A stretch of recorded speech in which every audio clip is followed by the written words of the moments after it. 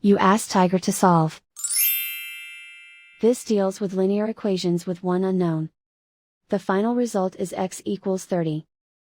Let's solve it step by step. Simplify the expression. Group the coefficients. Find the lowest common denominator. Multiply the denominators. Multiply the numerators. Combine the fractions. Combine the numerators. Isolate the x. Multiply both sides by inverse fraction 10/3.